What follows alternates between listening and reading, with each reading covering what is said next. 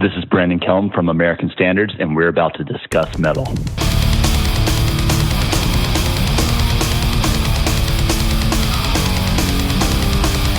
This is the Discuss Metal Podcast with Brandon Kellum of American Standards. Hosted by Dan Terry. Presented by discussmetal.com.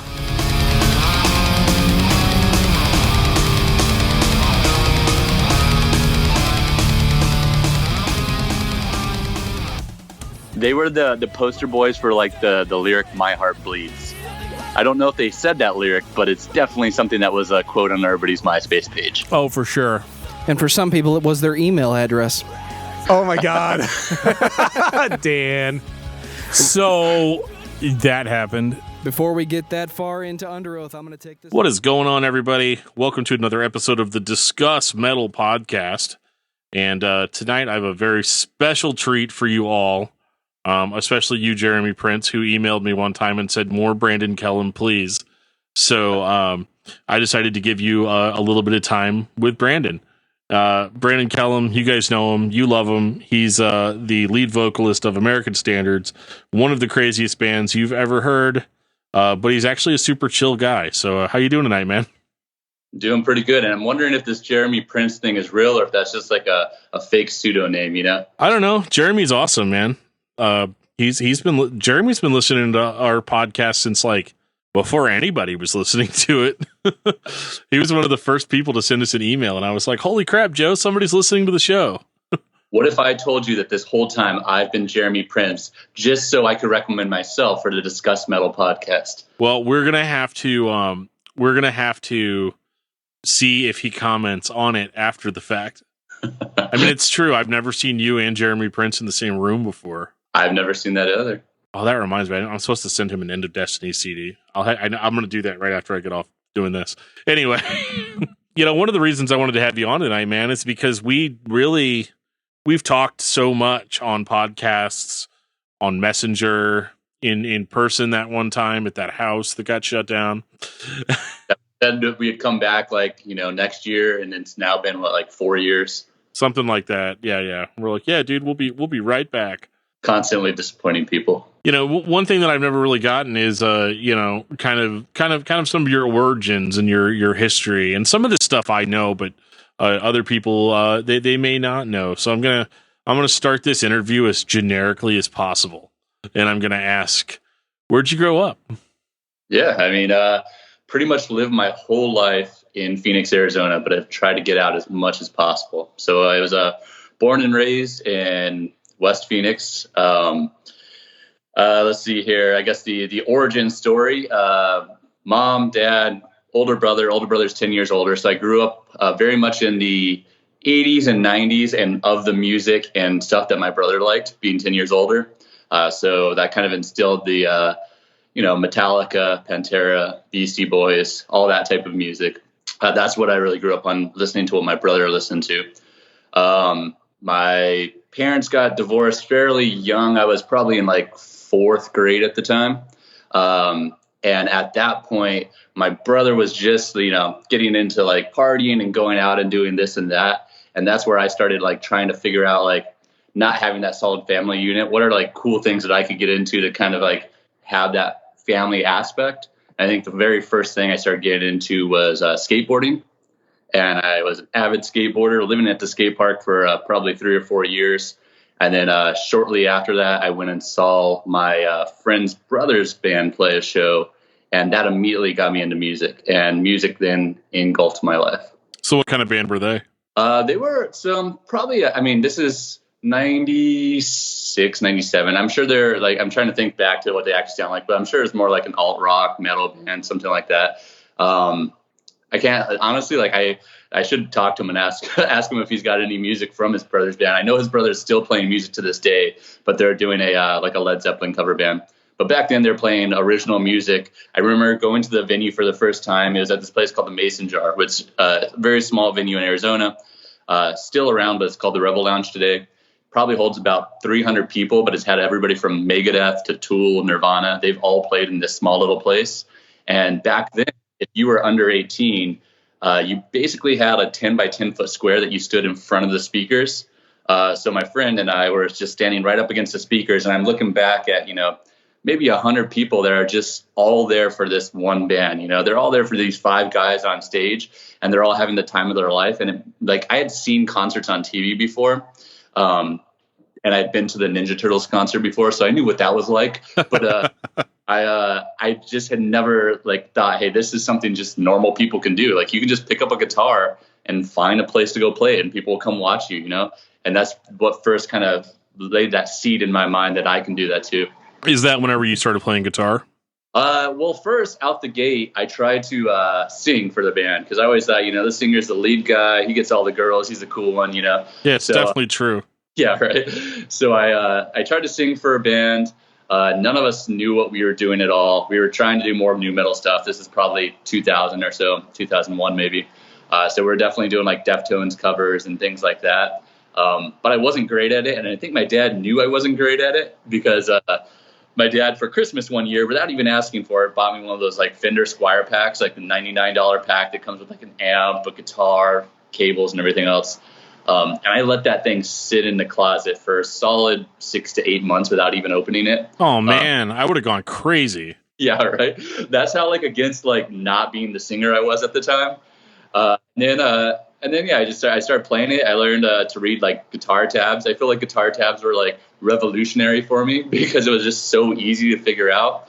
So I'd go to the library and I would just print out rings and rings full of tabs from every band I could and just put it, in my Trapper Keeper or whatever. Just learn every song that I possibly could. And at the time, I probably wasn't even tuning the guitar. I was just hitting whatever sounded right.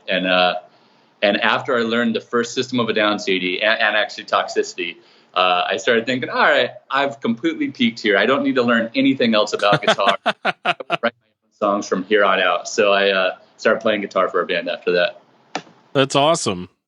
So is that how you try out? You show up and you're I don't even have to play a single note for you guys because I just want you guys to know I can play an entire System of a Down album exactly without even thinking about it. Well, that's a kind of funny thing. So kind of going back to the dynamic of always trying to find a community or find people that wanted to do the same thing. I don't know that I've ever actually tried out per se. Well, maybe I guess talking myself out of that, I tried out for American Standards, but outside of American Standards, for the most part, everything I've ever done in my life has initiated from me driving it myself. So when I was skateboarding, I'd get all my friends together and we'd go to a skate park and I'd be kind of the one to rally the troops, Something I don't talk about much. I don't even know if I've told you this or maybe I have, but I got really into professional wrestling in 7th, 8th grade, freshman year of high school.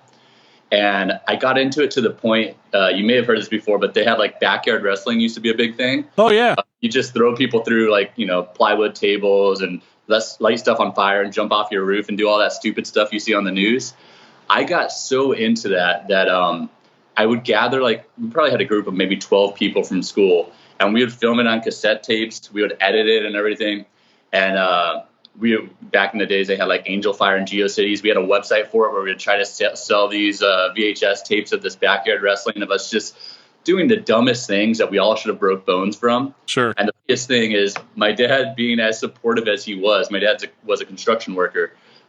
He would bring home just stacks of plywood from work, and we could use those stacks of plywood for the table. And my dad, he had a truck. He would drive around and pick up all these kids, a dozen kids in the back of his truck, take them to our house, and then just watch us jump off roofs and through tables and stuff like that. I have no clue why he let us do that. That was a horrible decision. But kind of going back to that, is I always used to be the one organizing this stuff. So I organized the skateboarding. When I got into wrestling, I did that. It got to the point actually where we actually, one of my friends is also really into it. This is freshman year of high school. We lied about our ages and said that we were 18, and my dad signed the paperwork, and we went to a professional wrestling training school. And we actually used to do matches at this place called the Coliseum here in Arizona. Where we would, they had a full-blown ring, they would charge admission, and we would just be wrestling. And at the time, we were saying that we were 18, but we were probably maybe 15 or something. It's like that scene from the Benchwarmers where this dude that's well, it's backwards from that. In the bench warmers, it was like a dude that was obviously in his 30s playing on a little, like a kid's league, and he just had a piece of paper that says "I'm 12." So I can imagine like 15 or 16-year-old you walking up with a newspaper that says "I'm 18." Yeah. My dad signed all this paperwork. We did the school for about a year. We started doing these matches. Everybody's like in their 20s and 30s, and we're just a bunch of 15-year-olds doing this. But like I said, I always wanted to be a part of something. So when the music thing started taking over my life, the first few things I did musically was me finding people that weren't even like musicians, because I really still to this day don't even classify myself as a musician, although I've been doing it for 20 years. I would just be like, like pick up a bass and you can figure it out. We'll figure this out together. I remember actually my friend being really into rap and hip hop at the time. And I'm like, we've got to start a band. And he's like, I'll play turntables. I'm like, nah, you'll play bass, man. Right. So we would just get, and another guy's name was Lewis. He actually got a guitar for Christmas as well. And we all just learned together and figured it out together. So I'd always pull together the people to do it. And that's also how like the show started too. Is like, I don't even remember many times early on that we were asked to do shows. We were always like reaching out to people and be like, we'll put this show together. Just give us a place to play. Right. So I've always been that like band dad, for lack of a better word, just making it happen. So what was your first official band like played out? And the first band I was in, it was a band called Kinishba Fire. And the name is so ridiculous because, like every band, we sat around and tried to think of names, and no one everybody hated everybody else's ideas, basically. Of course. And during Arizona, there was a big fire, and it was called the Kinishba Fire, and we had no clue what that meant, but we just knew that it sounded like something, and we're like, all right, that's not a band name, so let's do that, Right. And it was definitely a new metal band. I think music is still probably online, but very much like Deftones is pretty much what we were listening to at the time. Deftones, System of a Down, stuff like that. And you didn't want a turntablist in the band? Yeah, right. In retrospect, I mean, maybe we should have went with the turntables. I mean, if that were the case, I might have had to gone through a publicist just to get this interview. Could have been huge. Absolutely. Yeah, so I was playing guitar for that band, and that was the first band that recorded. We played quite a few shows. I mean, back to the place, the Mason Jar, the very first time that I think I saw a live show in that type of setting. We used to play that place almost every single week for probably a year or two. And some reason they keep asking us back. But I mean, that's also like the peak of the music industry was at like 2000 to 2005, where everything was just booming and they just needed people playing music to fill the stages, Sure. Yeah, no, that's cool. So that band formed, and obviously, what made you? Did you quit the band, or did you guys just break up? Man, it was so long ago. I'm trying to really think. I think at the time, the singer for the band, because I was playing guitar, I think the singer had left, and actually, I do remember. So the singer had left the band, and we were debating: do we keep that band going with a new singer, or do we just completely call it quits or do something new?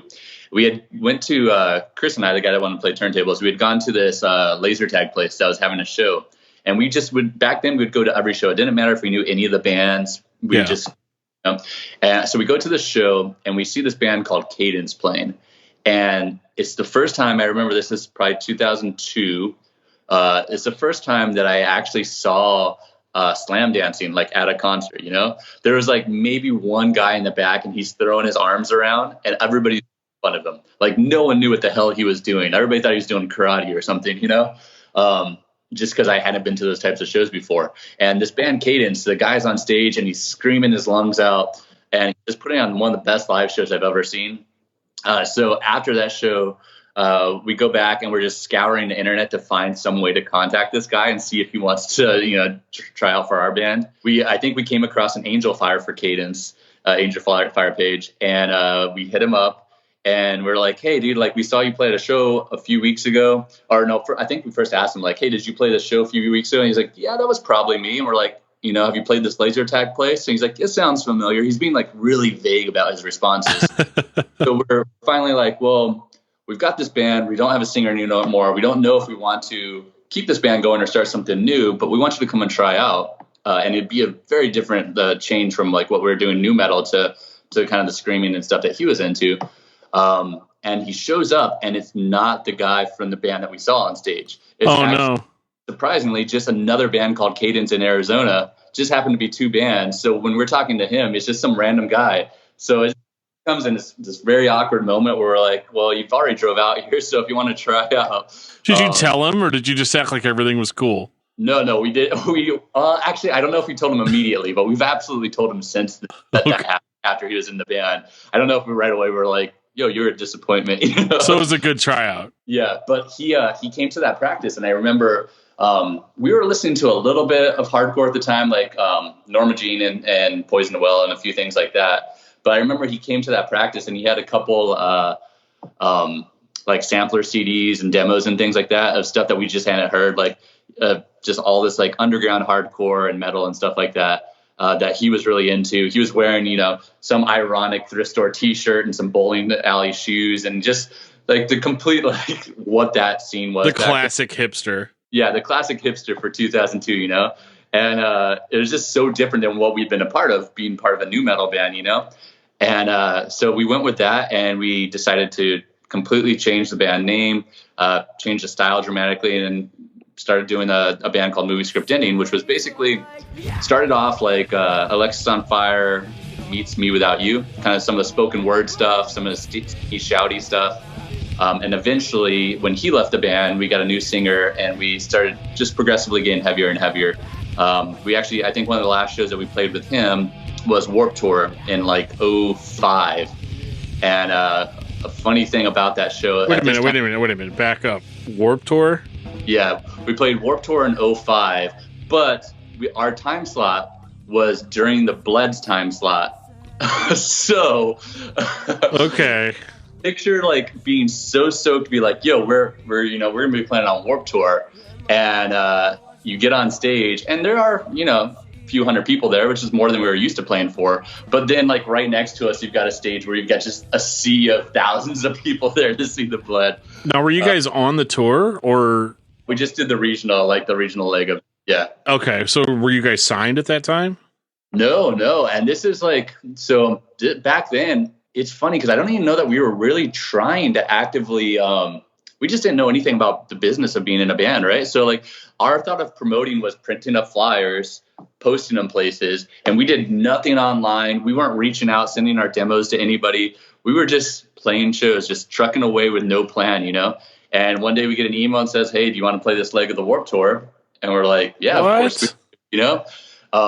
And at that time, the band had progressively started getting heavier and heavier, and the singer just really wasn't about that. And I remember right before we got on stage, we were for the Arizona date in Phoenix, the singer and I were arguing about what set list we were going to play, even up to that point.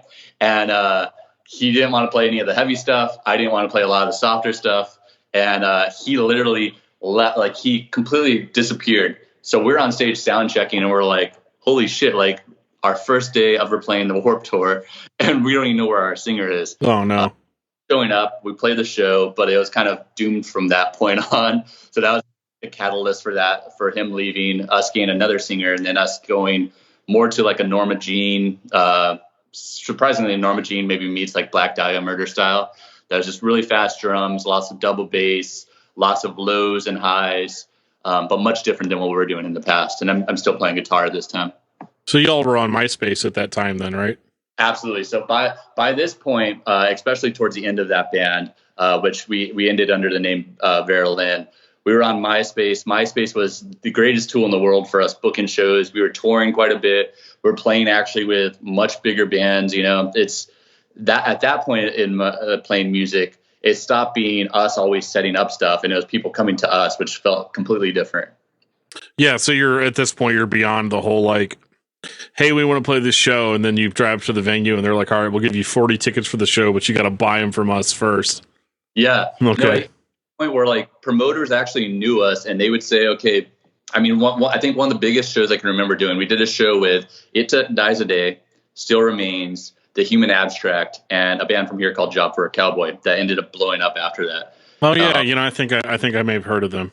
Yeah. And I mean, we did that show as like just these kids that really didn't know what the hell we were doing, but people were coming to us for those types of shows, which felt so different than how we started, where it was like, if there's like a pizza place that will let us plug in, we'll play that show, Right. So I mean, it sounds like everything was going really well. So I mean, now we're down one band. We're a new band now, and it sounds like everything was going really, really well for you guys. Yeah. So where's the ball drop on that? Yeah, the turn in that is, at this point in my life, the only thing I want is music. Like, the only thing I want to do is be in a band that tours nonstop, that makes the living off of touring, right? We started getting on good shows. We started getting paid money, so we weren't going out of pocket to do everything that we were doing. And it felt really, really good. But the guys in the band, after having toured for a while, just wanted to come back home and stop, take a small break, spend time with their family, spend time with their friends. They're just getting tired of being on the road and kind of doing this grind.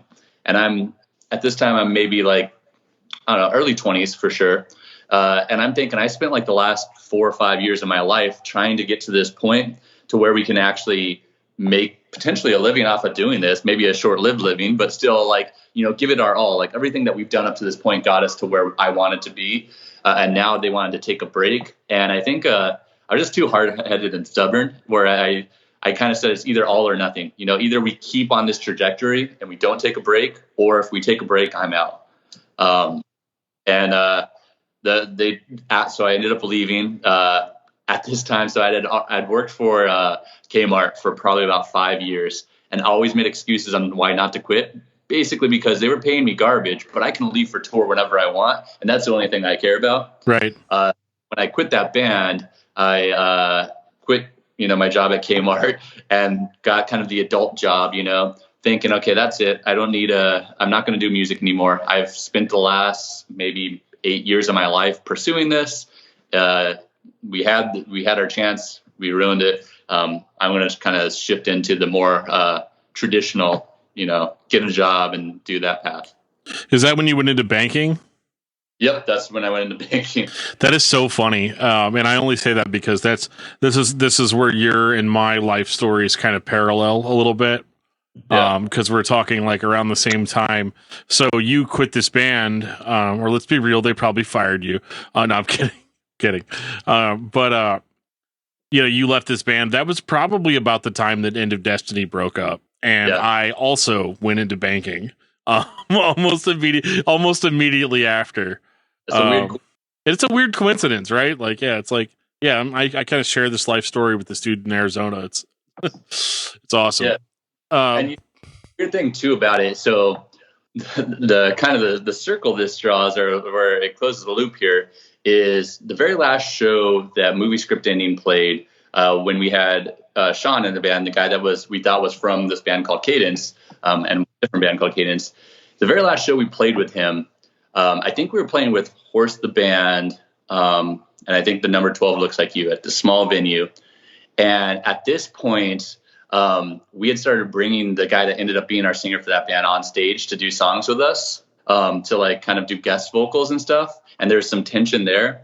And the last show that Sean had played, he actually walked off stage during the middle of the set, and we never heard from him for several years after that. Right. Oh man. So that's how that ended. And then the guy that was doing guest vocals for us became the full-time singer. And then we changed the name to Vera Lynn. Now, when that band ends, when we get to that point where we're touring, we're actually finally making something of it. When that band ends, I reconnect with Sean, the first singer, and he's working at the bank, and he's actually helped me put my foot in the door at the bank. So now, I've been at the bank for almost 12 years, maybe a little bit more. This whole life that I have, and then this career that I've had for the last 12 years would have not been a thing if it wouldn't be for that mistaken identity of this guy that was playing at a laser tag place saying that he was from the same band that we saw. Well, that's cool though. I mean, that no hard feelings, when a dude walks off stage and you never hear from him again, at least for a while, you pretty much assume that's just it. Like, that's the last time I'm ever going to see that dude. Yeah. Yeah, no, it was definitely a coincidence. Now, I mean, I hang out with him all the time. I mean, our paths have crossed in multiple ways. He, at one point, was actually reporting to me on one of my teams at the bank. So we've kind of helped each other through this path. That's awesome. Yeah. So when you were Vera Lynn, that's the only one that I remember the name of from your older bands. So how long were you guys Vera Lynn Probably a few years. I think in total between Movie Script Indian and Vera Lynn, which same band, different singer. Yeah. It's probably years in total, maybe. 5 years. Okay. Yeah. Wow. Really the last time that I played guitar in a band, and really the last time I played guitar until just very recently over the last year. So I don't even think I had picked up a guitar for almost a decade, outside of like the occasional being at practice and being like, hey, I think I've got a riff here, but not really sitting at home and actively playing. So was there anything else before starting American Standards? Yeah. So that's where I go off and I start doing this, what I thought was a career at the bank and kind of the end of me being in music. I guess to maybe backtrack on me not touching a guitar after that, I did for a little bit of time, started just for fun, like learning how to play drums, picking up bass, doing things like that. And I had a buddy that was getting into recording. And I mean, I know you've seen the progression of how recording was, where recording used to be you get this like 4-track or this 8-track recorder and it sounds like garbage, but you do your best. And then it started becoming more digital. And I had this friend that started getting into recording, on Pro Tools or whatever other program was at the time. And he wanted to start practicing. So I started learning drums, learning bass, and just started writing songs just for fun. And this is where I get back into trying to do vocals again seriously. And I just start recording these solo songs. So I record maybe 3 or 4 solo songs. I put them on MySpace because why the hell else not, that's what everybody's doing. And just by chance, someone in the local scene that had been in some other bands come across them, and he says, hey, if I learned how to play these songs, would you want to write music of this style? And the style was kind of the really riffy, like they call it Southern rock, Southern metal, like Maylene and Sons of Disaster was absolutely one of the bands we were very much into. It was super hot that year, yeah. Yeah, He Is Legend, all those bands, Every Time I Die, obviously. He comes in, we start playing. I'm like, oh, this guy's phenomenal. He's actually a good guitarist, unlike myself. He could play this stuff better than me, and maybe he could write some new stuff. And that's where I shift from playing guitar to actually doing vocals for a band, and that became the Hostage Situation, which, like I said, I didn't think I was going to get back into a band. And I also really didn't want to try to grind again. I didn't want to be in those shows that you said that where you have to sell 40 tickets and where you're vying for someone to pay attention to you. For the Hostage Situation, it was the first time I had been in a band where I had zero expectations. And I not only had zero expectations, but I also really didn't want it to pick up any steam. And that's the only time that, I guess with the Warped Tour stuff and with Vera Lynn, it picked up some steam. But this is where we weren't even trying to do anything, and now we were actually doing a lot more than we had done with anything else. And being the peak of MySpace, it felt so surreal because you'd go to a mall or go to a restaurant, and even 10 years after that band broke up, people would still be like, "Oh shit, you're Brandon from the Hostage Situation," which felt so different just because MySpace was such a cultural thing at the time, Yeah. They were literally they are YouTube celebrities today or TikTok celebrities. They were MySpace celebrities back then, and somehow we weaved our way into people's top 8s, Well, yeah, I mean, look at Job for a Cowboy, who you mentioned earlier. Exactly. They're the ultimate MySpace success story, Yeah. I remember when Job for this off topic, but I remember when they started putting songs on MySpace, and then within a week, suddenly everybody that was super into Alexis on Fire and Poison the Well, suddenly they're all technical death metal fans. Yeah. And it's just what, Yeah. And as I got older, it became more of an elitist. I was like, this isn't technical death metal. But I mean, that year, it was the coolest thing around. Yeah. I think the Hostage Situation too, for us was really the response to that whole deathcore phase, because everything was going to blast beats and double bass and breeze or inhales and just how technical you can be and how heavy you can be and how many breakdowns you can stuff in a song. And the Hostage Situation was all about no open breakdowns. Everything is built on a riff, not just a single chord riff. Everything is a well thought out, almost more rock and roll influence than anything else. So we were very much trying to be that, the rebuttal to the deathcore scene that was going on at the time, especially locally with bands like Job for a Cowboy. The Irish Front was really big here at the time, although we played with them quite a bit. Knights of the Abyss was another one that was kind of going off around that time.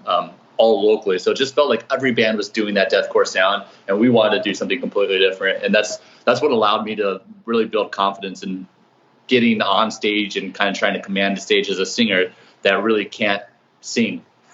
Well, and what was that like going back into vocals? You know, I mean, the last time you attempted to be a lead singer, you were in a new metal band, you know? Yeah. So, I mean, how does that translate? Had you been like practicing the whole time? Yeah, you know, that's the funny thing about like doing vocals is like the technique that I think people say that you're supposed to have, like the zen of screaming and everything else. I don't know that I've ever had that, you know? I've definitely tried to at times to learn how to preserve my voice. But I mean, you've seen us live and obviously heard us and everything, but I'm not like doing I'm not holding it in. I'm not doing those things that you do that they say is like the way that you don't damage your voice. I'm just screaming as loud as I can. And that's kind of how I started in the hostage situation and carried on to this day in American Standards it's me just going, you know, balls to the wind as hard as without a whole lot of technique. Like I know the sound that I like. But yeah, I'm not sitting in my car like practicing maybe that shows. Well, the interesting thing about your screaming, you know, is that you don't really growl like a lot of the singers out there do. Cause like I'll be real here. It's easier to growl than it is to scream loud. Yeah. You know, so like there's two schools of thought on that, you know, whereas some guys, they prefer the growl, and then other guys are like, no, it needs to be loud and frantic, you know? And you've always kind of envisioned that, or you've kind of always embodied that as far as just trying to be as loud as possible. But yeah, you will absolutely blow your voice out doing that eventually. I've had a few scares. I mean, there's I know I've kind of talked about this a few times on different things, but I remember vividly I had a sore throat for probably like 3 weeks, to the point where I was like, it was waking me up in the middle of the night for how dry my throat was and just how painful it was. So it was the day of a show. We were playing with Rings of Saturn, Winds of Plague, and Enterprise Earth. And just hours before sound check, I was actually at a doctor's office getting a upper endoscopy where there's stuff in the tube down your throat to check if you got vocal nodules or worse, like cancer or something like that. So I've definitely had a few of those scares. Luckily, I'm all right and everything, obviously.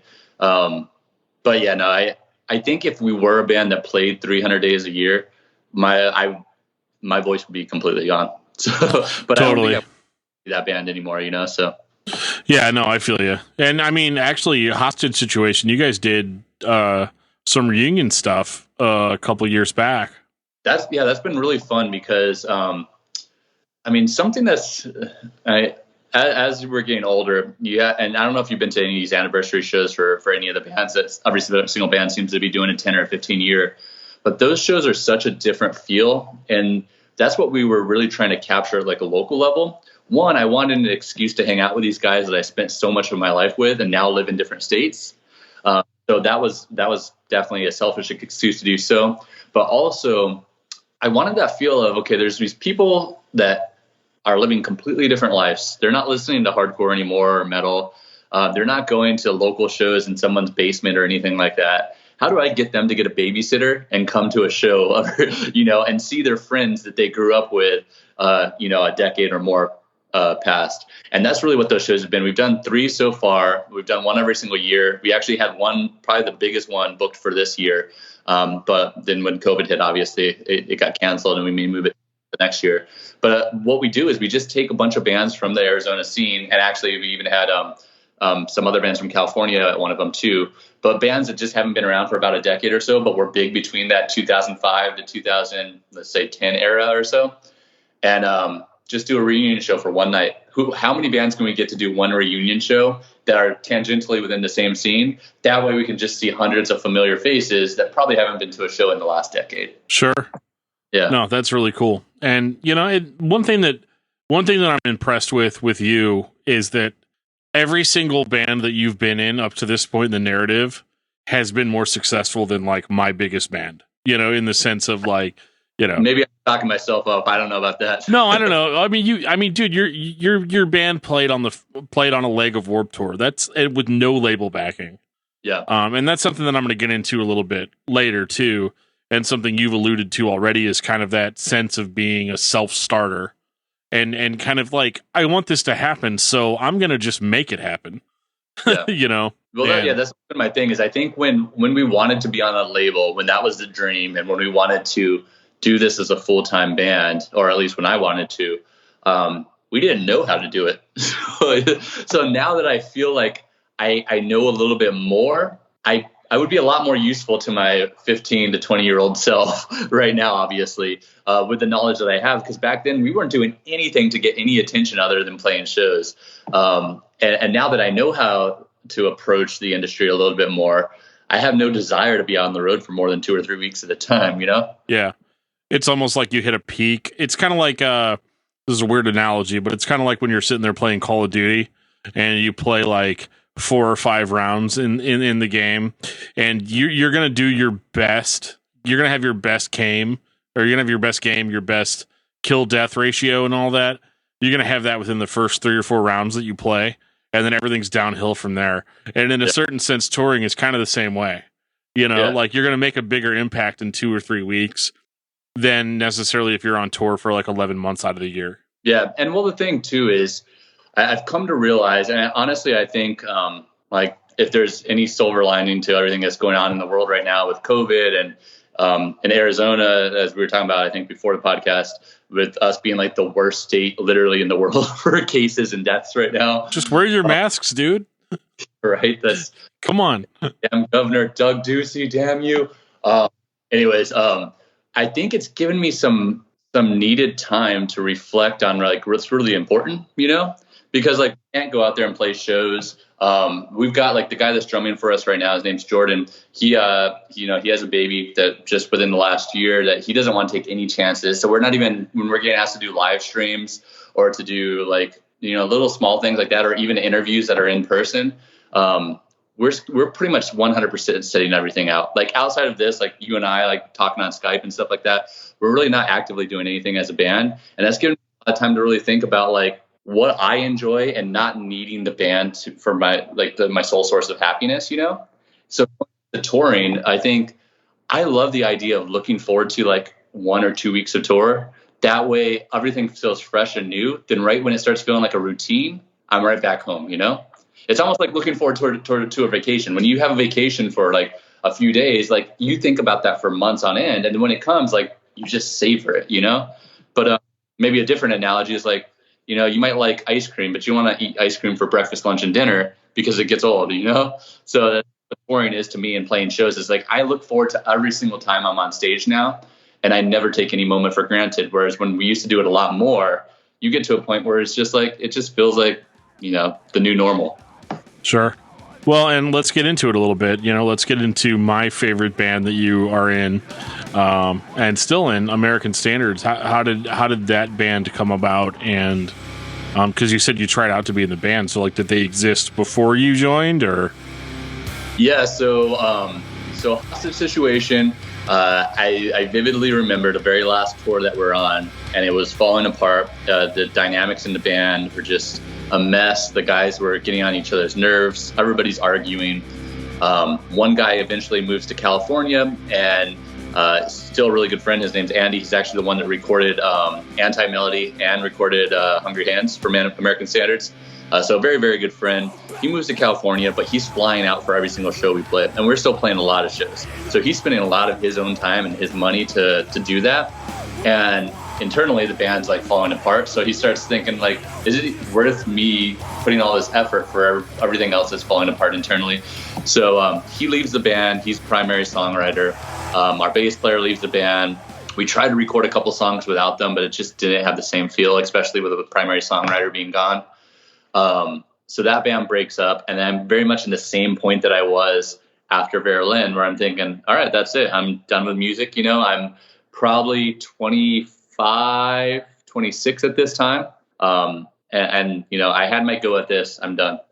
So I completely get out of music. And one day someone hits me up, and I think this is towards the tail end of MySpace, hits me up on MySpace, or maybe it was a Craigslist ad, one or the other. And it's Cody Conrad. And he was the initial guitarist for American Standards. he'd been jamming with a couple guys. He had known of my past bands, and he basically approached me as, hey, I don't want to tour nonstop. I don't want to record albums. All I want to do is play some house shows that are a lot of fun. He's like, I know that you're not into the just trying to be as heavy as possible. And I can't find anybody, he can't find anybody in Arizona that wanted to do anything that wasn't like trying to be the most heavy or the most technical band. And he knew that was my same mindset, is let's do something completely different from that. So he's like, well, do you mind just doing a couple of house shows with us? Come out, listen to the music, see if you vibe with it, and we'll go from there. And I show up, and this is the first band that I ever actually try out for. And I start hearing the music right away, and it just vibes right away. I think the very first song that they played was a song from our first album called Paradigm, Alt Shift Delete. So they play me the song, and I just start screaming probably nonsense, but it's all within, strangely, still the same structure and cadence of what it ultimately ended up being. And then it just takes off from there. Once again, like, not putting any effort forward. It just came so natural. Like, I think the first 7 songs that we put out, we probably wrote within a month. And it was every single practice. It'd be 1 or 2 songs we would just get done, and it would just come so easily, That's awesome. And, so you guys had more of this, like, let's be more punk rock than heavy, Yeah, and the funny thing is, I feel like I got duped or catfished in a sense that I remember when he first talked to me, he had come from a punk rock band, like just like a skate punk band, right? Yeah. And that's what attracted me so much to it, was I had spent so much time doing post-hardcore and hardcore and screamo and everything else that I really wanted to do something that was more like Refused, still like hardcore, but more the punk side of it, hardcore punk, maybe like Gallows, Great Britain era, or like the Bronx. And that's what we talked about, is how do we make something it can play a hardcore or metalcore show, but it's definitely more punk influenced. And when they first started playing, it still had a lot of those vibes of like Norma Jean and The Chariot and Every Time I Die and things like that. So a lot of the things that I still liked, but I was always pushing the band to be more punk rock and to be a little more structured than where we ended up. But I think that like that dynamic of them pushing one direction and each one of them having their own mindset, and then me pushing in another direction, is kind of how we ended up with this compromise, Because if it was up to them, we'd probably sound even more like The Chariot and like Converge. And if it was up to me, we'd definitely sound more like Refused or something that's a little more along the lines of a really solid structured like punk rock, hardcore punk band. And so you tried out for that band, and the only thing that I know on the timeline is you eventually ended up getting in contact with Victory Records, or they got in contact with you. Yep. So, I mean, did you guys play like a lot of shows before that, tour before that as American Standards? Because it's just weird that, like, when I look at your discography, I see, like you had that kind of big push on the first record, and then after that, you guys were completely independent. So, how did the band at least start, and then how did Victory Records kind of play into the picture there? Yeah, so we started just like we intended, which was playing a ton of house shows, basement shows, and playing with a really close-knit community of people that, although the bands we played with were different in style, the people that came to the shows were all the same people. So it'd be the same 50 to 100 people at every show we played. And I don't think even to this day that we have that dedicated of a community locally as we had back then. Everybody was, like I said, it didn't matter what show we played or where we played. It was the same people at every show that we would see. And it was great. It was really cool at the time. And promoters kind of took wind of the fact that we weren't playing venues. We were just doing this on our own, but we were drawing those types of crowds. So we started getting asked to play like, the bigger shows at venues.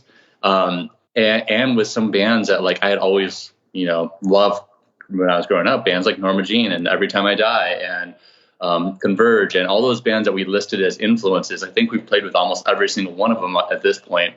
And we thought that like, that's not really what we wanted to start, but it became that so quickly that we almost got like caught up in that idea that like we can play with our favorite bands now, and then we get an email from this guy. His name was Greg, and he says, he was working for a company called We Are Triumphant, At the time, they had Victory Records was doing all their distribution. And he says, if you sign to this label, it was like a 2-option deal. We can get Victory Records to push you on their web store. We can get them to start promoting you guys. And we thought, I mean, we had maybe a couple labels that for American Standards that had reached out to us previously, but they're all like really small DIY labels. We thought this is too good to be true. Our guitarist, Brennan, he actually had someone in his family that was a lawyer, looks over the contract, makes a bunch of changes and says, hey, if they're willing to sign you with these changes, you have nothing to lose. There you go. I'm so grateful that they did that, because we might have signed on something that was horrible and we just didn't understand, because it's like a 30-page document with all this legal mumbo jumbo that we don't know anything about, you know?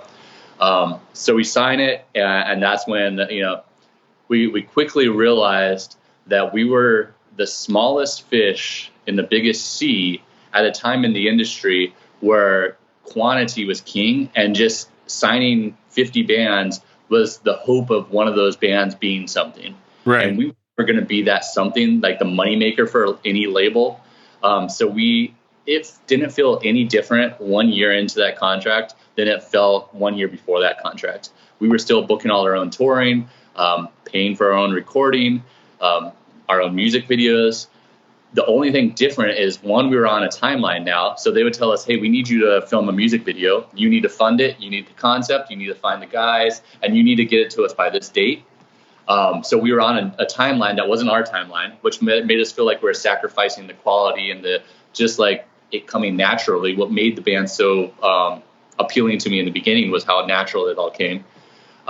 And then very occasionally, like, they would post it on like the Victory Records Facebook. They had us up on the website. They had some T-shirts and stuff like that. But it felt, especially for me as a guy that by this time knows a little bit more about the business and can book shows and book press and stuff like that, it felt like almost like people were attributing our success to being on this label, when I knew internally that this label really wasn't doing very much for us at all. And everything that people saw on the surface was things that was attributed to the work that we were putting forward, you know? So it's like, why should they get the credit for pushing us when they're not doing anything? If anything, they're asking to put their bands on our tours that we've booked, and like they're smaller bands that were of our size, you know? So yeah. And you know, you said they had some like T-shirts on the website. Were those your T-shirts that you designed and put out? Yeah, no, that's the funny thing is, so part of the contract is we had to have 2 exclusive shirts that only Victory Records could sell on their website. And we weren't allowed to sell them at shows or print them ourselves. And we also had to design But those you had shirts. to pay for them and design them. Yeah, so Corey, our guitarist, he actually had to design the shirt. We didn't have to press the shirts because they were like, you know, as people ordered them, Victory would print them and send them out. But yeah, we were making content for them, for lack of a better word, and then they were just taking everything from it, you know. And it's not like we're getting paid, or I mean, to be completely honest, I'm sure we weren't making the money or we weren't making the label a ton of money to begin with. But it's not like we were getting paid from the label or anything significant. It wasn't until just a couple of years ago when we remastered and re-released the Still Life that we actually bought out that contract, so we could start getting the money from that album, which is still not a lot of money. But it's like we hadn't seen any checks from the label from 2012 when the album came out to about 2018. Well, and I know a lot of labels, especially during that time, there was like they would pay for the recording up front, and then you'd have to recoup it. But you guys paid for everything up front, so there was nothing to recoup for you guys. So you don't get any. So the fact that you weren't getting any checks at all is ludicrous. you know.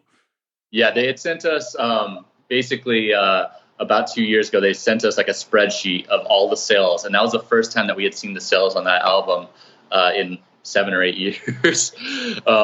And you're right. Yeah, we had paid for everything. So if anything, the only cost that they had was a very minimal cost of spending any time to promote us, which website hosting, maybe, like, I don't know, Facebook or something, you know, maybe they're doing sponsored posts or something, but I don't think it was anything significant.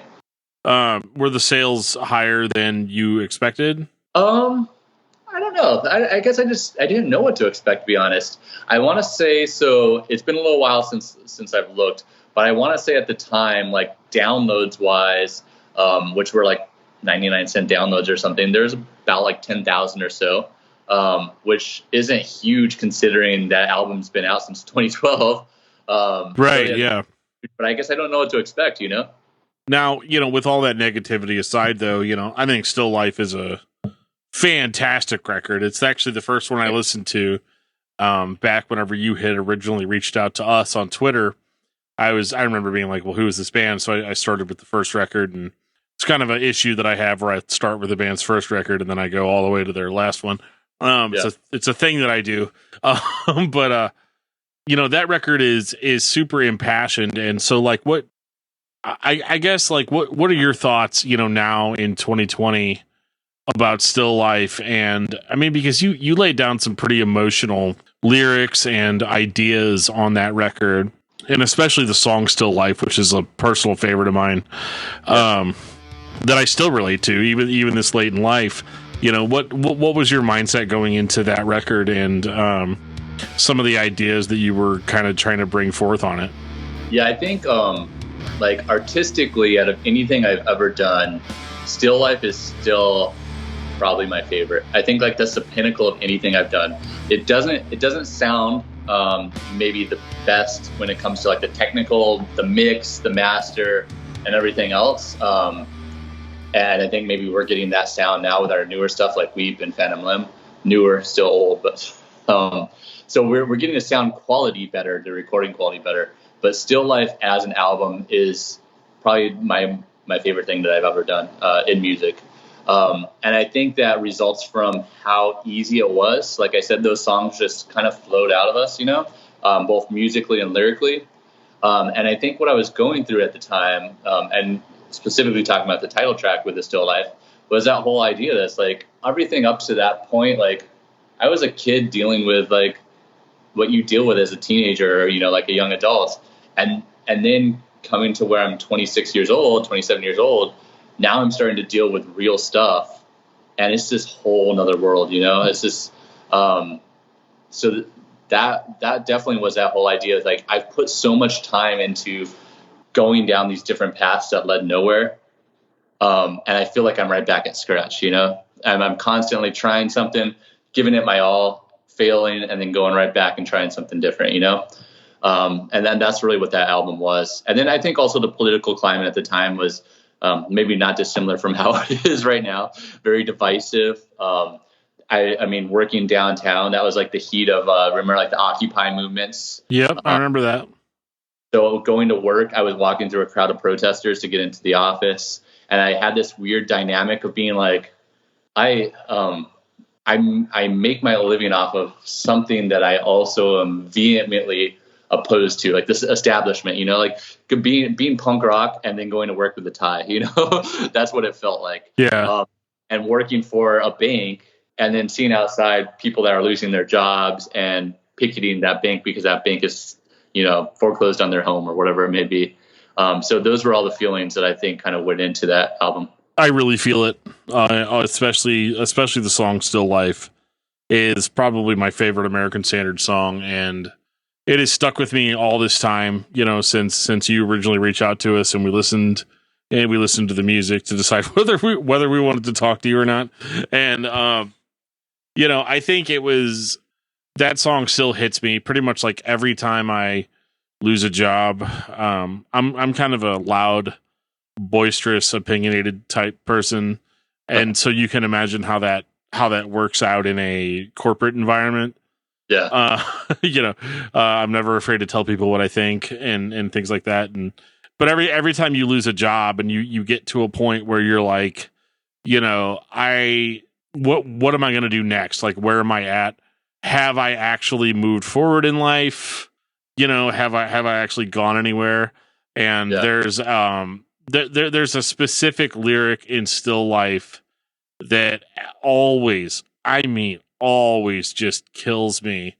And it says, "Oh, I feel like I've been digging for 26 years just to get to ground level."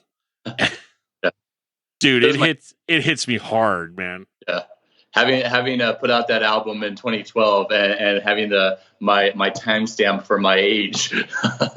I was 26 when I recorded this. Yeah, absolutely.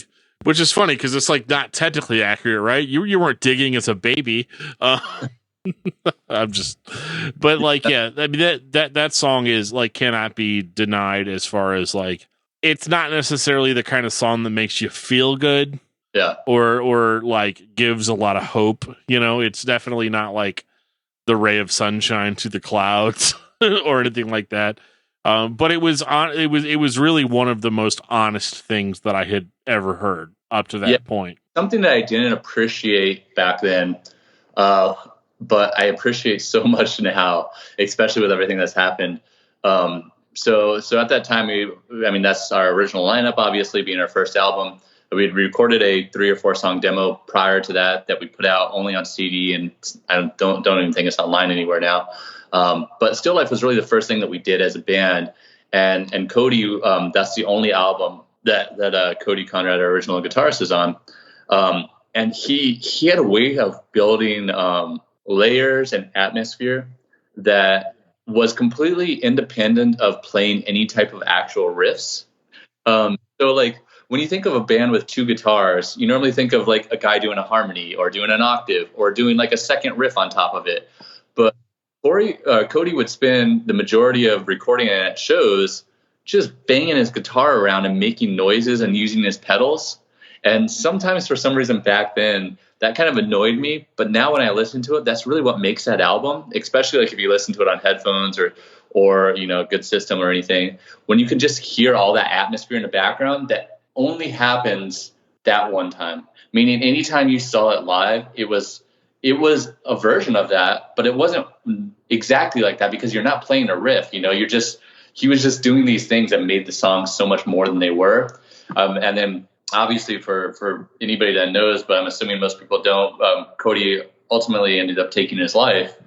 And looking back at that and being like hearing his voice on that album and hearing the fingerprints he has on the album in terms of his sound, that it doesn't matter who we have play these parts, it's never going to be that again, and very few videos that are online of him playing and of these shows.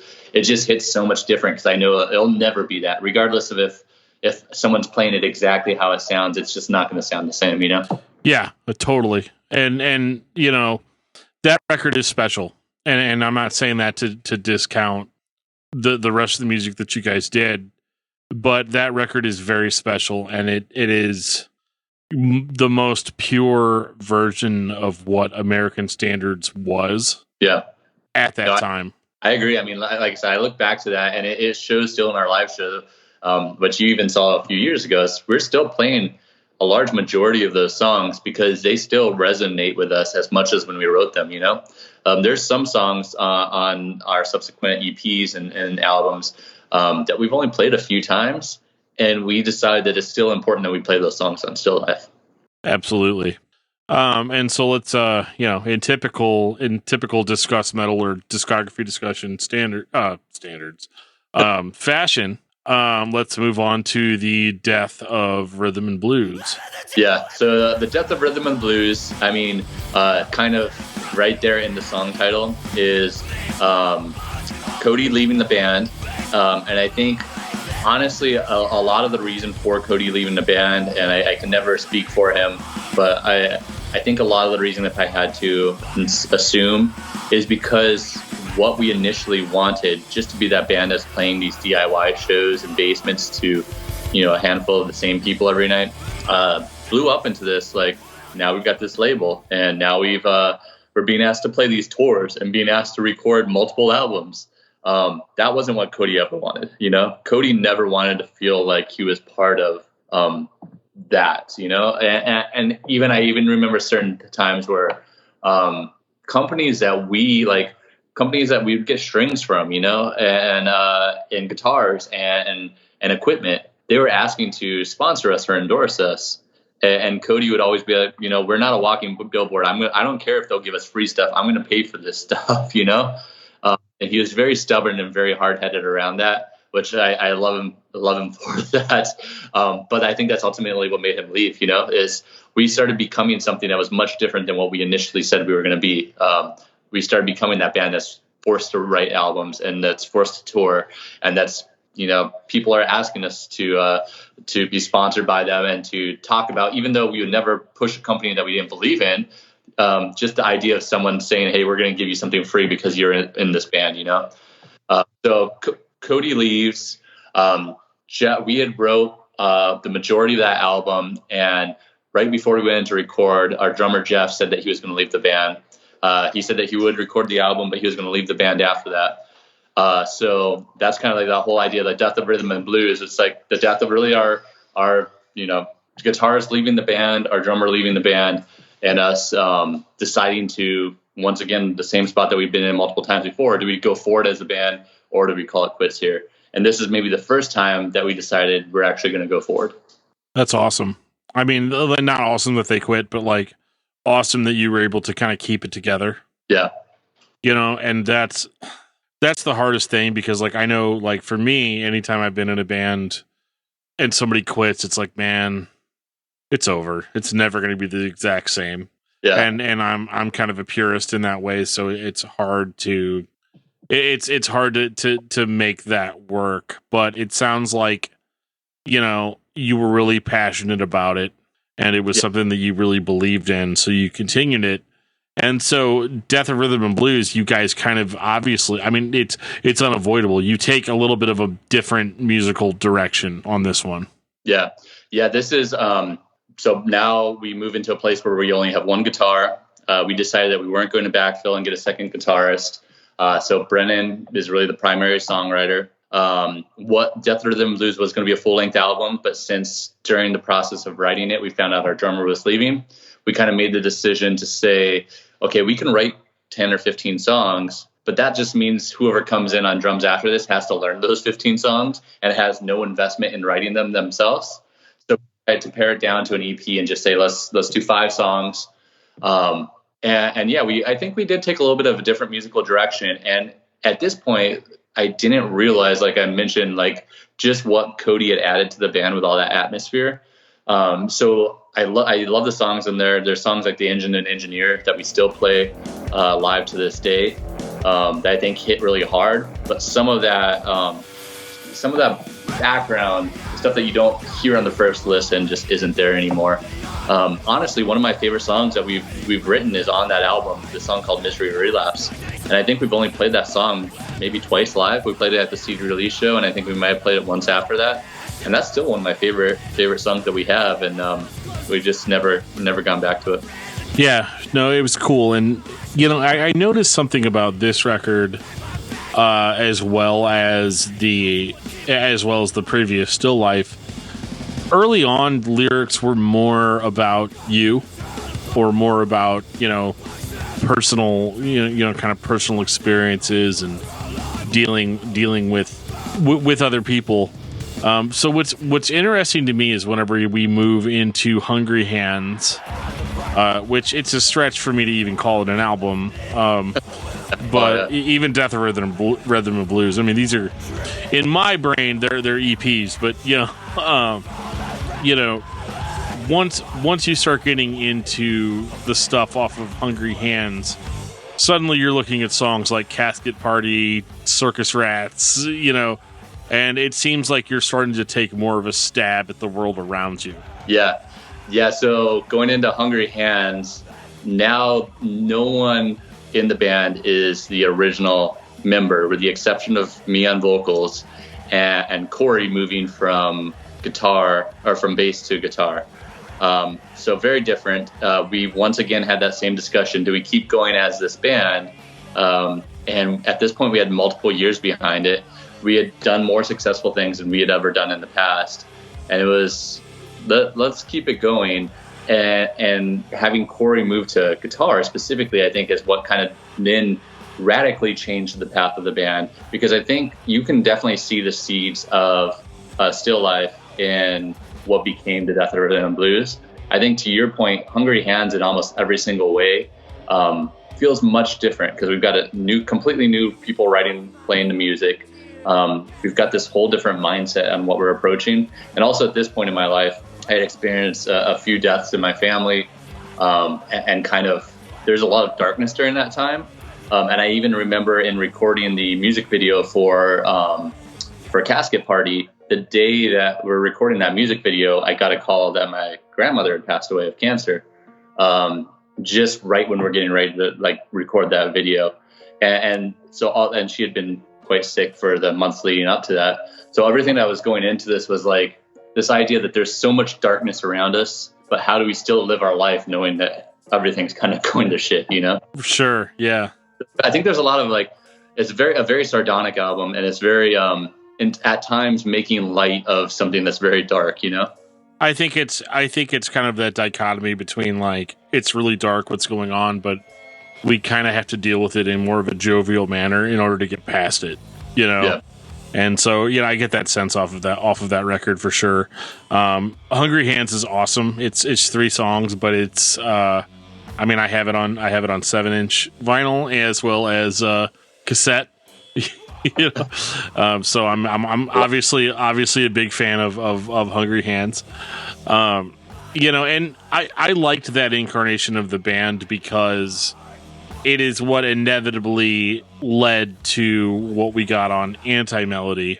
You kind of come in swinging with themes about, complacency. And, like some of it's self-aware, like you're included in it, but like Anti-Melody had a lot of kind of societal critiques, I guess, so to speak. And I felt like it was the first time that you had kind of started like, this is what's wrong with society. This is kind of what I've experienced. How do we fix it? Kind of deal. Yeah, I think so. Going back into this, much like Still Life, one through line is it's very much based on like the political and social political climate at the time, right? So this is right before the election and everything else that's going on in the world, and we're writing what was probably going to be the most social-political album that we were going to put out. And right in the middle of that is when Cody had taken his life. And then shortly after, my father was diagnosed with cancer and then passed away in just a couple of short months. So it didn't feel right to put out this album that didn't address that. But it also didn't feel right to not talk about what was going on in the world. So I think you may have said this observation before, and I can't remember if it's been on the show or if it was just in personal messages. But Anti-Melody could almost play like if it was a vinyl, one side being one album and the other side being a completely another album. Especially considering your discography of dropping 5 songs and that's a release, and then 3 songs. And then you guys topped it off later, which we'll get into with 1 song at a time. Yeah, we're on this fast track to just doing sound clips. So yeah, half the album is very, very much a critique on society, and the other half of the album is also very personal and talking about my father and Cody. There's a song about my mother, Danger Music Number 9, and kind of I've grown up my whole life with my mother being really, really sick and taking 20 or 30 pills a day just to get by, and now living in a assisted living home. So there's probably the most personal songs we've ever written on that album, mixed with the largest critique of like society as well. So it could almost play lyrically as 2 different albums. Yeah, totally. Because there's still obviously a lot of the personal stuff that's in there. Danger Music Number 9, one of my favorite songs for sure. And then obviously Cancer Eater is a huge standout track on the record, which is about your dad. Yeah, I think the one thing about that album, looking back now, is so Hungry Hands is the most fun album the most fun I've ever had recording. And I hate recording for the most part because I'm so hard on myself. Anti-Melody, it was the nicest studio we've ever been to. We had never paid that much to record an album. We're recording in the same place that Mars Volta had recorded, Bad Religion, Let Live, most recently when we were there, had just been there weeks prior. So it's the nicest studio we've ever been to, and maybe the nicest studio I'll ever record in. But I don't know that we really got the sound that we wanted out of it. So although we spent more time and more money on that album, and we were driving to California endlessly to make it work, everything else around was falling apart, you know, with my father, with Cody, just everything was working against us. So lyrically, I think that's one of my most, I spent so much time on the lyrics for that album, but then sonically, I don't know that it sounds as good as I would have hoped it would have sounded after all that time, all that money, after the studio that we went to. Because then, you know, not to jump ahead too far, but then jumping into Weep and Phantom Limb, the lowest stress, least amount of money we've ever spent on an album, the easiest recording process we've ever had, and to me sound infinitely better than the sonic sound of Anti-Melody. So I just love Anti-Melody as an album, but like the sound, I'm disappointed in what we settled with, you know? Well, me and my co-host Joe, you know, obviously we love Anti-Melody. It was the first record that we bought. Like, because when you reached out to us back in, God, what was it? Was it 2017? You sent us a message on Twitter and was just like, "Hey, I'd love to come discuss metal." And we were like, "Okay," you know, but like that was at the time, or waiting for the time. Yeah, we were at a movie theater watching Power Rangers, and we got that. Joe's like, "Hey, we got this tweet from a band called American Standards. They want to come on the podcast?" And that was weird because I remember I was like, "Well, our podcast is not really like for like interviewing people." And I mean, that was 3 years ago. Look at where we're at now. But like, it's funny. It took you that long to actually get on the official Discuss Metal podcast because it didn't exist then. But like, we were nobody at that point. And I remember, you know, you were hardcore hyping this new album that you were putting out called Anti-Melody. And I don't remember I don't think the full length album was out yet whenever we did that first chat. Yeah, I don't think so. I think Writer's Block Party was the only song, and you had a video for that, which I have to kind of highlight that video. And something we haven't talked about on this interview yet is the videos. You know, you guys always had killer conceptual videos. Like the video was always in some way about what the song was about. Yeah. And my understanding is you funded all of that yourself. Yeah. We paid for all our videos. We wrote all the concepts for all the videos. I can't say that, like, although we wrote the concepts and in a sense kind of directed the outcome of them, I can't say they always came to 100% fruition of how we saw it in our heads. But I think that's the same with the music, right? So I think like there's certain concepts or things that we really wanted to portray in a video that maybe came out in a completely different way, but also a way that worked in its own regard. Just like talking about how the band started is like the band is not the vision of the sound that I originally wanted to do, but because we all compromised, we came up with something completely new. That's very much been the story of our music videos too. Yeah, and it's always been cool. It's always been like really high quality. Writer's Block Party being ridiculous, where you're like at like a poetry reading or like an open night mic or like an open mic night or something. And then, you know, obviously you're like screaming in people's faces and stuff at the end of it. I loved that. I loved Still Life. Yeah, the video for Still Life was incredible. To that video, that was actually the only video that we shot 100% ourselves and worked on ourselves. So we've always worked with someone that was a videographer that shoots music videos. That was the first time that we said, hey, we can probably film this ourselves. We can make this work ourselves. Let's put some lights up. And that was actually in Corey's parents' living room and film it there, you know? And then we use the shots downtown and things like that.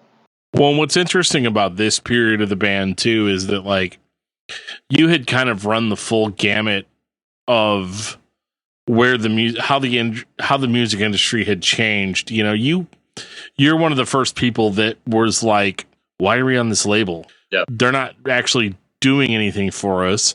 I know that like growing up, our dream is always like, we're going to form the band and then a label is going to recognize our greatness.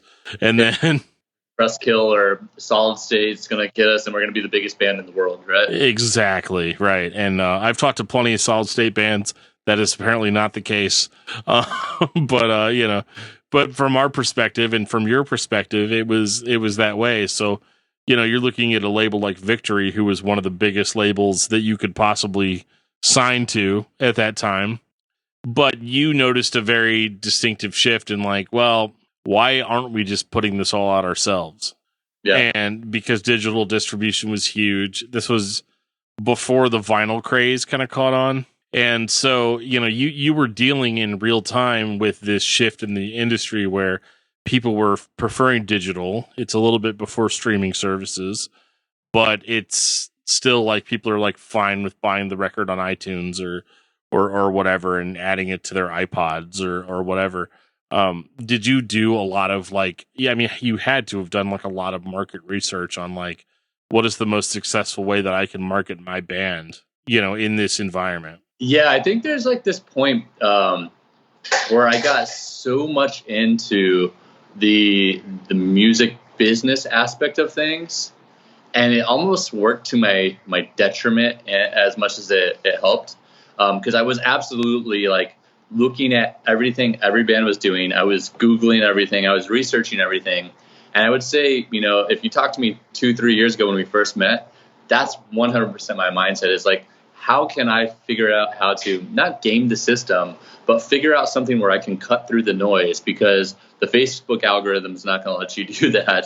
And everything is working against you unless you find some way to like navigate what was changing in the music industry. So that's absolutely who I was like 2 to 3 years ago. I think over the last year, I mean, forcibly because of what's going on recently, but definitely over the last year, I started thinking like that's just not the band, like as much as it may have helped us, like going back to how we started our first year, like our band should be zero expectations and everything else is a plus, So that's why I'm trying to get back into that mindset of being like, I don't need the band, but when the band works, that's great. And when it doesn't work, I'm not bummed out about it.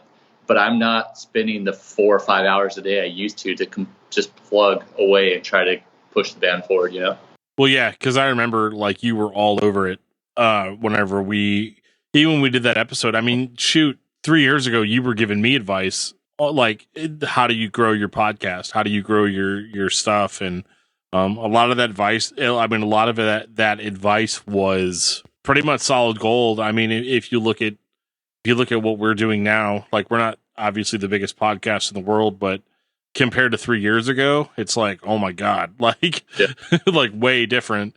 But it was a lot of fun, getting to be friends with you and learn kind of more industry stuff that was more relevant. Cause like when I was in a band, it was still play some shows, get signed to a label, release a record.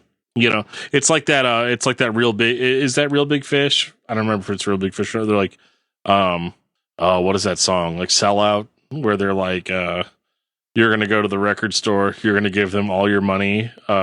Radio plays what they want you to hear. Like it was that sort of mindset, for me. And cause I topped out in like 2006. And so it was really cool to see like, that year, like 2017, like what does a DIY band do now? Like how do you stay relevant? And one of the things that you started pushing really hard was the concept of the single. Like why spend so much time and money recording a record or an EP or whatever it is if you're not sure if it's going to take off or not? Why not spend all of your time pushing this one song that you put all this time and effort into, and that's what people are going to care about. And then like in a couple of months or a couple of weeks or whatever your momentum is, we'll put another one out and then see how that does. And so that's what kind of more or less led to the single Weep, which is honestly one of the best songs you guys have ever done. Yeah, I agree. So talking about Still Life has a special place for me based on where we were as a band. But when it comes to what we put out that sounds the best, I think Weep is probably it. Weep or Phantom Limb.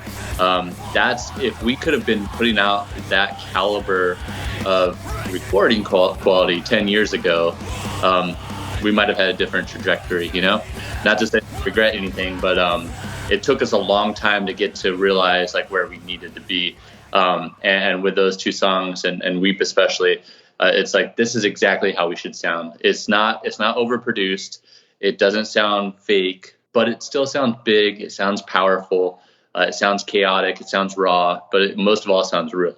It does, and that was one of the first songs where I noticed that you didn't abandon the chaotic nature of the band. Like nothing of the original sound is compromised, but you did some things on that song that were notably different than what you'd done before. The vocal structuring and the patterns and stuff, it was all very well planned out and, intentional.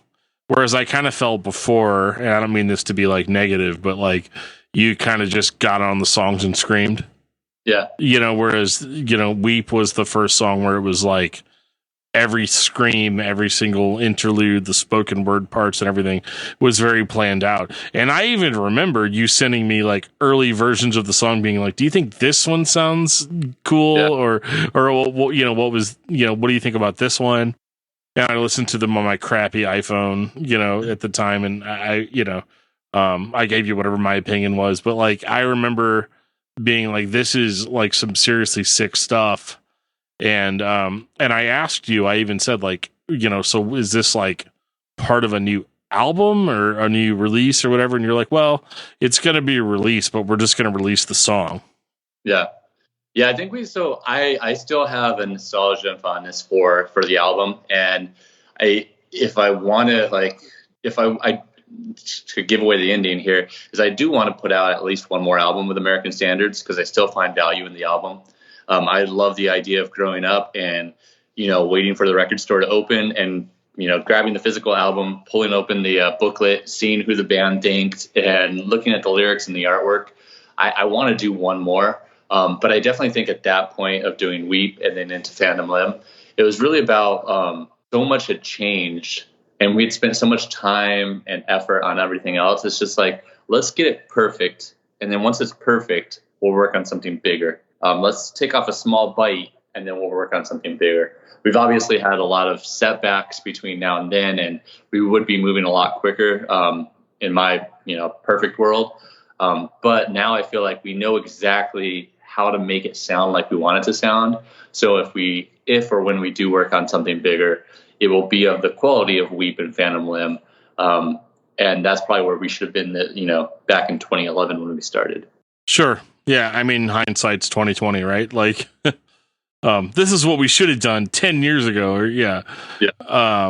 And I think it has been really impactful, and you have been super instrumental, especially like for me, like learning how to self-promote. One of the funny things I thought is, and you always joke about this online, like about, oh yeah, I'm a professional podcast guest. You were one of the first musicians that actively sought out podcasts, and you'd be like, hey, you'd send the message like, how does one become a guest on your podcast? Or what are you guys looking for or whatever? And obviously we latched onto that, pretty early on. Cause I was like, I remember being like, what is this band? Like, I don't know. But then I was like, okay, they've got several releases out. It's in the style that I like, that like chaotic, E-Tid, the Chariot, kind of sound. And, and they were on Victory Records for a while. So like that, they at least gave you that. I was like, well, they were on Victory, like that was a big thing. But like, I remember, just sitting down talking to you and you're like, yeah, we could talk about whatever. And we talked about Solid State and Tooth and Nail, and it was cool. Like people can still go back and listen to that. But like, it was always really inspirational for me to see that that level of DIY and self-starting. You taught me things about Facebook ads that I will never forget, and like ways to market yourself without like it being like you just go into a random group and be like, yeah, check out this thing that I did, So like, I think that motivation has helped. And I guess my biggest question is like, where does that come from? Are you just born with that? Like that self-starter attitude? I mean, kind of back to where we started is like, I always wanted to like create something, whether it was when I was doing the skateboarding stuff or the wrestling stuff and then into the music stuff. I always wanted to create something that brought people together and created that community. And I think for American Standards, like there's a lot, when I look back at like the guys in the band, there's a lot that they don't see, like the work that goes into just keeping this thing moving for 10 years, because, you've been in a band and it's easy to be in a band for a few months, or it's easy to be in a band for a year. But when you're talking about 5 years or 10 years, there's so much work that goes into it. And there's so much bullshit that sometimes you have to put up with that I shelter from the band just so the band is like happy and having a good time. And I think like you probably to an extent with the podcast, like there's a lot of stuff that you might not like about doing it, but when it works and it brings you what you need, right? Like it brings you the enjoyment and the fulfillment that you need. So I think like what gets me moving forward is setting these small goals of saying, okay, like we talked about this before we started the podcast, is just there's certain points where it's like, 5 new people followed us today. Like that's the coolest thing in the world. And then eventually it's like, okay, 100 people are following us a day. It doesn't feel the same as just those 5 people following us, No, it's weird. It almost diminishes a little bit in a certain sense. Not that I don't appreciate every person that follows us, but you know what I'm saying? Like, yeah, no, I agree. And the same thing with the streams or shows or anything else.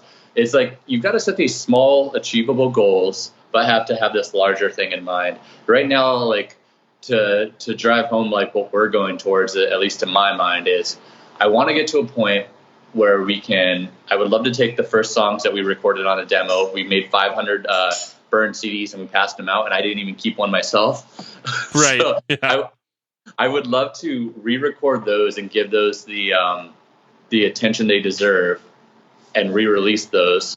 And then after that, I would love to do one last album. Maybe we do more than that, but like I don't want to focus on what happens over the next 5 years. I want to say in the next year, I want to have one last full album. If it goes well and we do more, that's great, but let's focus on that.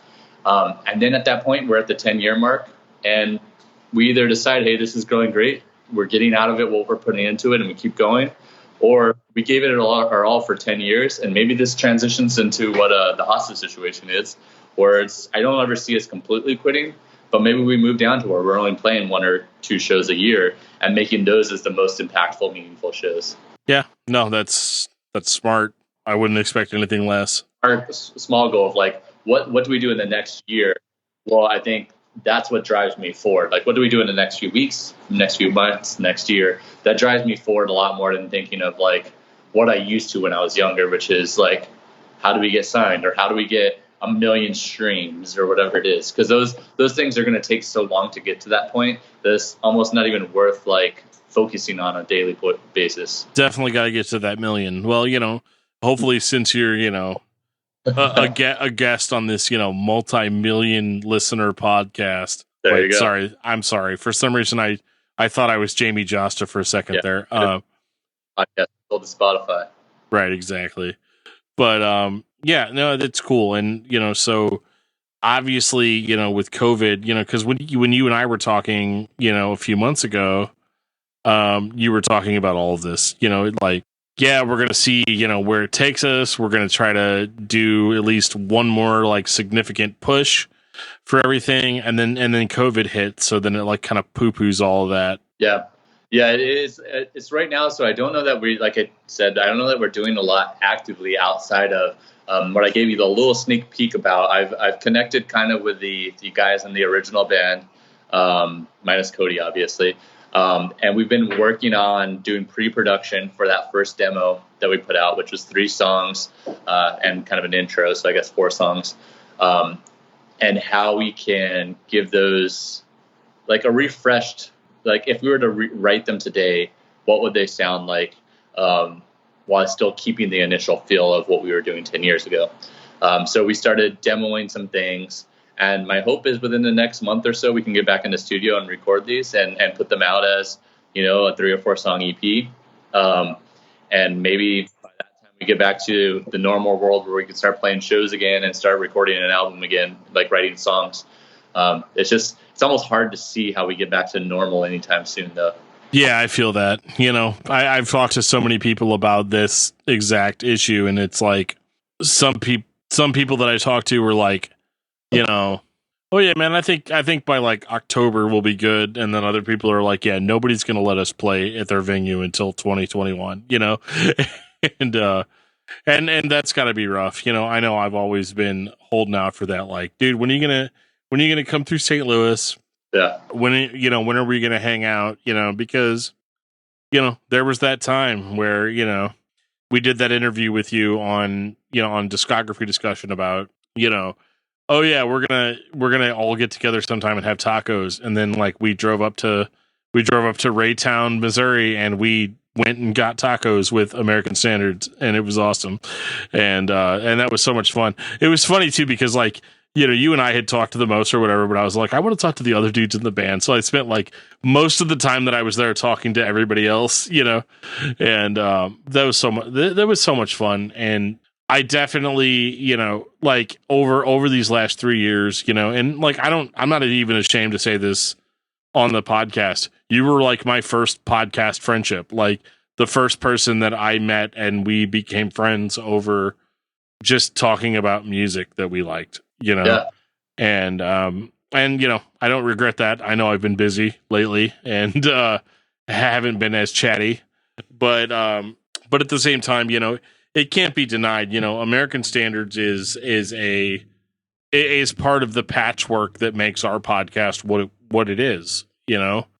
Well, something so cool too is through that, seeing you guys as you started to where you are today, and all the community within the podcast, like community that you guys have built, is really cool too. Because it's like it kind of goes back to everything we've been talking about. It's like I always wanted to be a part of something, and being part of knowing the same bands, the venues, the promoters, everybody that's into that.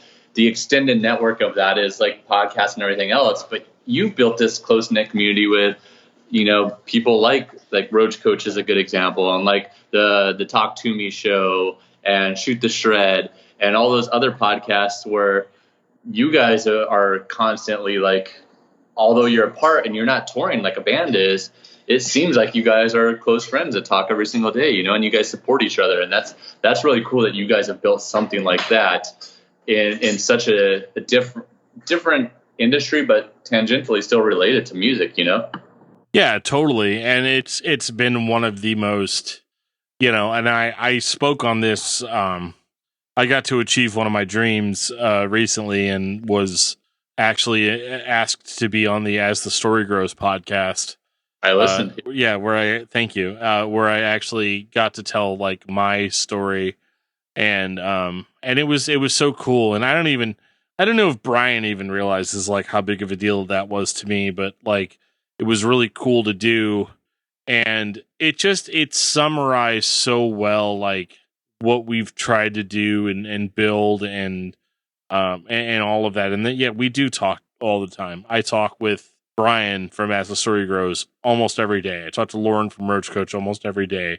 To me, I talk to as often as I can, but he's one of the busiest dudes on earth. So, that is just what it is. I just posted an interview with Travis, the original host for As the Story Grows and drummer extraordinaire. And, I miss all of that. I miss back when you guys did Podterra and it was the podcast.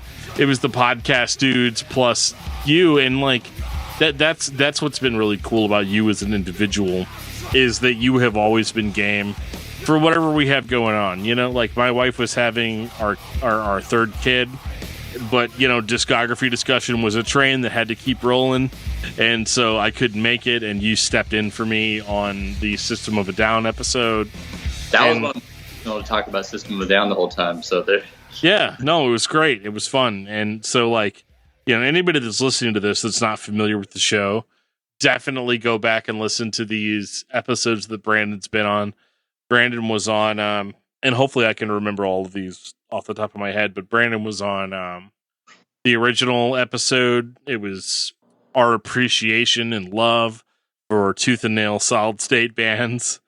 And then Brandon was also on for our now infamous Pantera Dan-Terra episode where I trashed Pantera relentlessly and received tons of hate mail. Still continue to receive hate mail to this day about that episode. And Brandon was on our 100th episode on Norma Jean. He was on the System of a Down episode where I unfortunately could not make it. And Brandon has just been such a big part of our podcast and everything that we've had built up.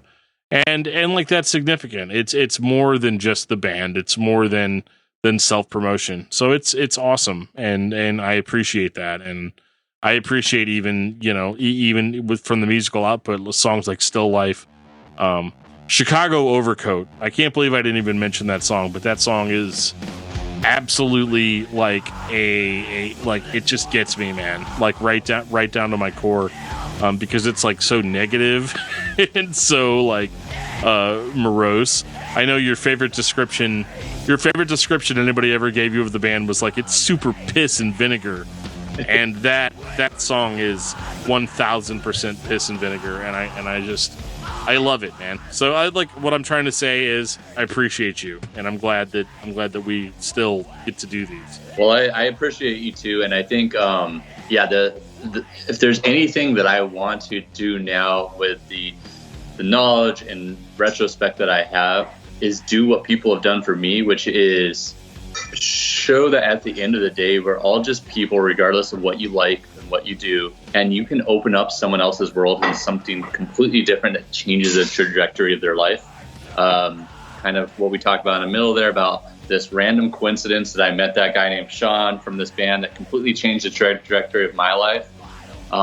That's a huge thing. Me getting into music, 80% of my friends, if not more, are all from, bands, promoters, people that I've met over the last 20 years doing this, and now podcasts. I think I want to be the person that bridges things that maybe you didn't like. Maybe if you just get to know me as a person, or you get to know you, Dan, as a person, you can recommend something to somebody that will completely change the trajectory of where they're at in life. Maybe they're not into the newest album from whatever band that you're promoting, but they respect you as a person, and now they're going to listen to it. And that's going to make them say, wow, I've been missing out on this whole time, and just dig so much into that, And I think that's a cool thought that you can do that, You can absolutely be the person that only listens to this one thing or only does this one thing. But if you can be the person that opens up people's eyes to a whole new world, I think that's just a really cool thing, And I appreciate you for always allowing me to come on and talk about bands that I like, and just getting to know, you and Joe as friends. Because I do, I see you guys as friends, and long after this band, however long it takes for that to happen, I do think that we'll still talk to each other, And oh yeah, dude. Even if it's 10 years from now, we're on episode 500, and the band's been gone forever. We're gonna be like, dude, we brought Brandon Kellum out on this one, and he's gonna tell you why we're wrong. Yes.